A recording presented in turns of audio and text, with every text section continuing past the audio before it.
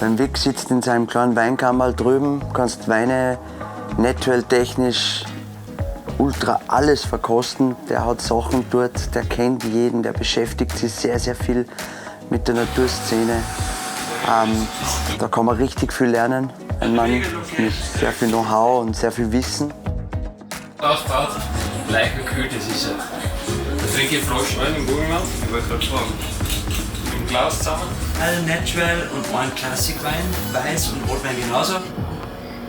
Komplett zweifelfrei. Weingarten. Immer wieder schön, dass er mich animiert, auch neue Sachen nicht nur zu kosten, sondern auch zu verkaufen, dass man sie auch austraut.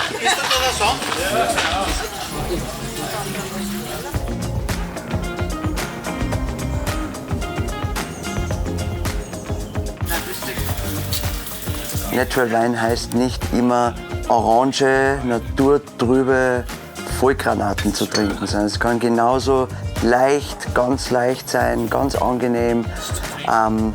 Und diese ganze Palette, einfach, was er da hat, und diese Winzer, die was hinter ihm stehen, ist super schön, so einen Partner zu haben, der was so coole Weine hat.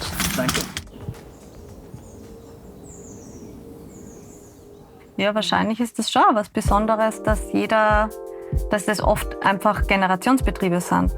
Wie ihr, ich ja nicht, aber wie ihr ja den Familienbetrieb jetzt übernommen, oder? Der Wolfgang hat einfach mal schön gesagt, wenn du da mit dem aufwachst und da als Kind schon durch die Reben rumlaufst und tust, dann kommt man da rein. Wir haben es nie gezwungen, nie. Sie haben früh schon angefangen mitzuarbeiten. Für die Kinder wiederum, dass sie Taschengeld gekriegt haben, war auch der Reiz. Und es war, glaube ich, auch so, dass sie nie das Gefühl haben, das ist ja ganz ein Wahnsinn, was man da arbeiten muss, sondern eher, dass es auch Spaß machen kann. Und ich glaube, das haben wir schon denen auch ein bisschen vermittelt. Und dann habe ich einmal gesagt, nein, Hotelfachschule war es schon, weil ich halt schon miterlebt habe, dass bei Sena zwar immer das beim Kunden, das Miteinander, hat irgendwas Spannendes gehabt. Und nein, ich habe das eigentlich von mir aus schon irgendwie immer drin gehabt, dass ich gesagt habe, ich möchte den Beruf mal machen. Und das war aber für uns beide nicht Thema. Für uns war klar, okay, das, was sie aufgebaut haben über zig Jahre, das lässt man halt nicht einfach so fallen.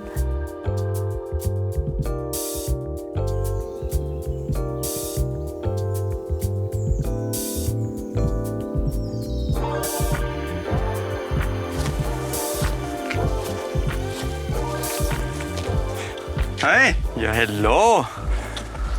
Servus. Ja, alles klar? Ja, bestens. Danke, hallo. Wo kommst denn du schon wieder her?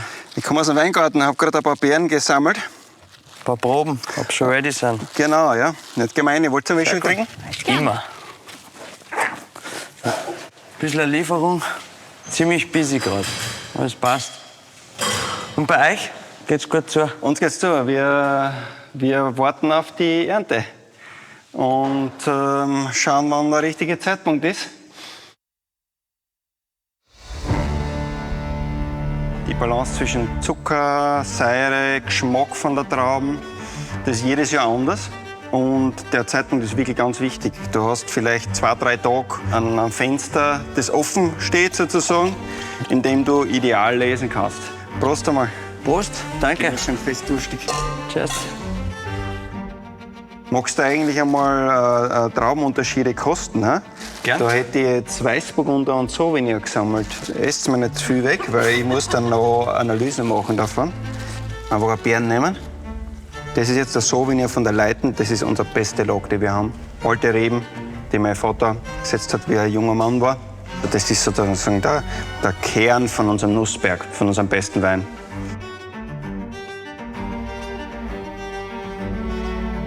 Also unser Ziel ist es, dass unsere Reben möglichst lang gesund bleiben.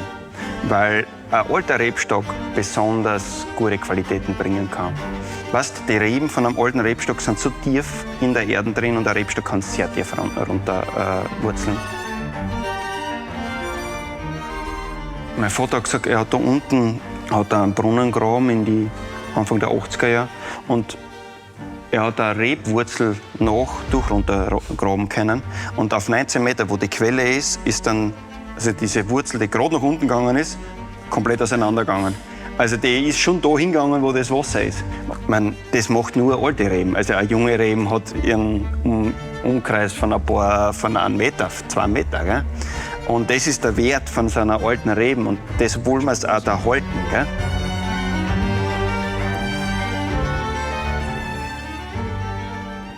Die Familie Groß, wo auch schon die Eltern angefangen haben und die Martina und der Johannes und der Michi damals halt auch daheim übernommen haben, es sind alles Freaks auf ihre Art. Das ist so, ob du jetzt vom Metzgermeister in Bischofshofen redest oder vom Winzer in der Südsteiermark. Alle unsere Partner machen eigentlich auch ihren Job wirklich mit Leidenschaft. Und das heißt, man hat da einfach total was Verbindendes. Was uns einfach wirklich zusammenschweißt. Wir sind uns da, glaube ich, auch alle irgendwo ähnlich, weil wir alle für was brennen. Und deswegen ist es eigentlich, so ein Besuch ist einfach, wie wenn man Freunde besucht. Du siehst auch, dass das harte Arbeit ist.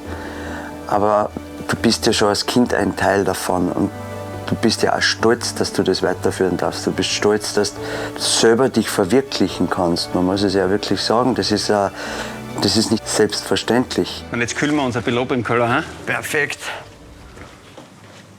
Es wird auch nicht weniger da. Geben wir unser Bestes.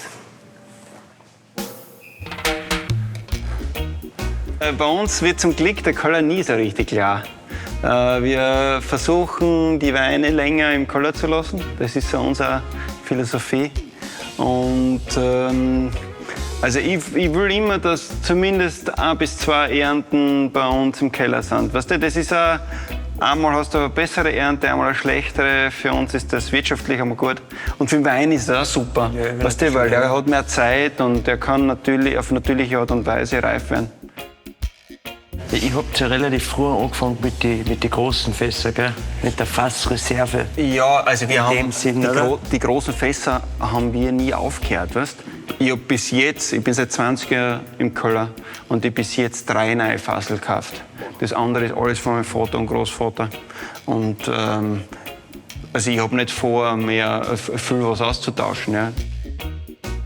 Man muss auch eins sagen, so wie wir die Weine machen, geht alles langsam. Im Keller läuft die Zeit für dich. Je weniger du tust, je mehr Zeit du dem Wein gibst, desto besser ist es am Schluss. Kein Familienbetrieb ist einfach. aber er hat solche großen Vorteile. Ja. Ich meine, ich habe das Glück gehabt, ich habe meinen Großvater noch erleben können, meine Großmutter. Die hat mir so viel erklärt noch, wie es früher gemacht worden ist, wie Weine gemacht worden sind, ohne irgendeine technische Möglichkeit. Mein Großvater hat noch keinen Filter gehabt.